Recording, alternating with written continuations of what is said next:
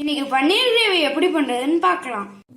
தேவையான பொருட்கள்: பன்னீர், பூண்டு, இஞ்சி, பச்சை மிளகாய், முந்திரி தேவையான அளவு, பட்டை, கிராம்பு, தக்காளி 2-3, வெங்காயம் 2-3,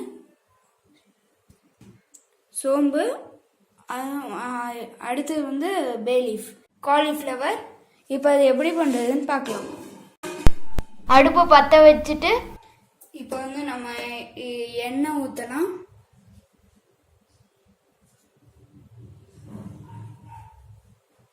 வச்சிருக்க பூண்டு, இஞ்சி, மிளகா, பட்டை, கிராம்பு இது எல்லாத்தையும் நம்ம எண்ணெய் வச்சுருக்கோம் கடாயில்.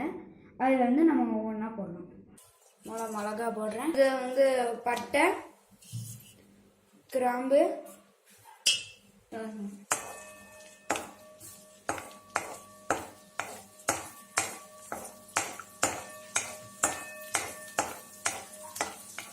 அடுத்தது நம்ம இஞ்சி, பூண்டு அதெல்லாம் போட்டு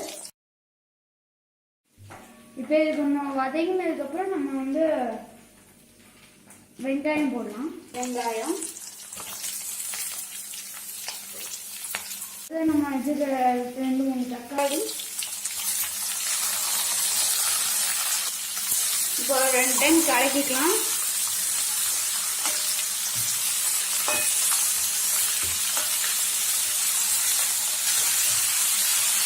இப்போ அடுத்து நம்ம வச்சுருக்க முந்திரியை போடலாம்.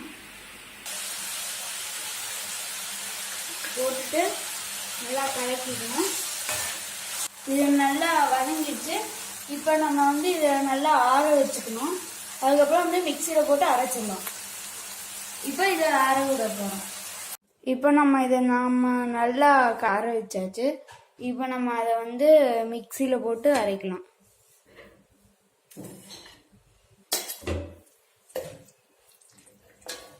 முதல்ல நம்ம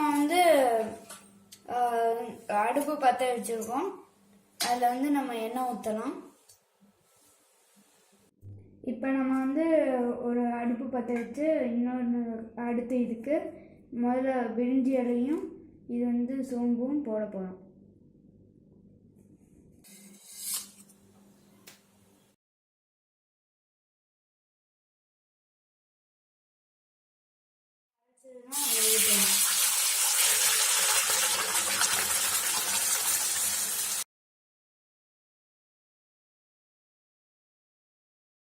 இப்போ நம்ம அதில் மசாலாலாம் போடலாம். இது மிளகாத்தூள், சீரகப்பொடி, மிளகு பொடி, கரம் மசாலா தூள், மல்லித்தூள்.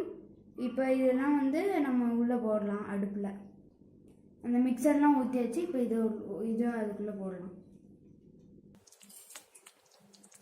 தேவையான அளவு உப்பும் இப்போ இதில் போடலாம். இப்போ இதை கொஞ்ச நேரம் கொதிக்க வைக்கணும். இது ஃப்ரெஷ் பன்னீர் இருக்கு. இது ஃப்ரெஷ் பன்னீர்னால நம்மளுக்கு இப்போ இது ஃப்ரை பண்ண தேவையில்லை. அதனால இப்படியே வச்சு இந்த பன்னீரை இப்போ நம்ம வெட்டலாம். இப்போ இந்த மாதிரி நம்ம வெட்டிக்கலாம். இப்போ இதையும் வெட்டிக்கலாம்.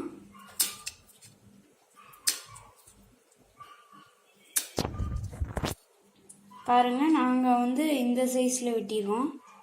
நீங்கள் வேணால் பெருசாகவும் வெட்டிக்கலாம், இதுக்கு சின்னதாகவும் வெட்டிக்கலாம். பாருங்கள், நல்லா க்யூபாட்டாக வந்திருக்கு. இப்போ நம்ம இதில் தயிர் ஊற்றலாம்.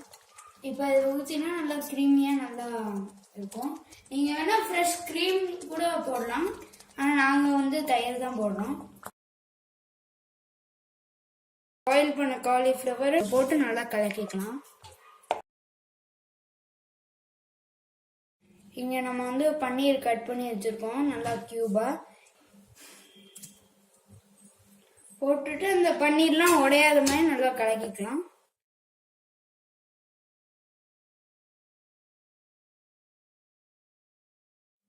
இப்போ நம்ம இதில் ஃப்ரெஷ் கொத்தமல்லியை நல்லா கட் பண்ணி வச்சுருக்கோம். அதையும் இதில் போடலாம். நம்மளுக்கு பன்னீர் கிரேவி ரெடி.